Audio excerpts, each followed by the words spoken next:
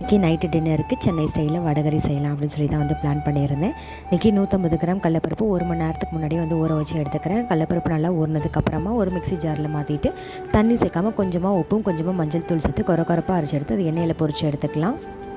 ஒரு பேனில் 2 ஸ்பூன் அளவுக்கு எண்ணெய் ஊற்றிட்டு அதில் வந்து கொஞ்சமாக சோம்பு, பிரியாணி ஸ்பைசஸ், நான் இன்றைக்கி ஒரு பெரிய வெங்காயம் கூடவே வந்து 10 சின்ன வெங்காயம் பொடியாக நறுக்கி எடுத்திருக்கேன். அது கூடவே ஒரு பச்சை மிளகாய் எல்லாத்தையும் சேர்த்து நல்லா வந்து வதக்கி விட்டுக்கலாம். 1 ஸ்பூன் அளவுக்கு இஞ்சி பூண்டு பேஸ்ட்டு சேர்த்துட்டு தேவையான அளவு உப்பு, 2 சின்ன சைஸ் தக்காளி பொடியாக கட் பண்ணி சேர்த்துருக்கேன். அதையும் வந்து நல்லா வந்து வதக்கி விட்டுக்கலாம். நல்லா வதங்கினதுக்கப்புறமா 1 ஸ்பூன் அளவுக்கு மிளகாய் தூள், 1 ஸ்பூன் அளவு கரம் மசாலா சேர்த்து நல்லா வந்து வதக்கி விட்டுக்கலாம்.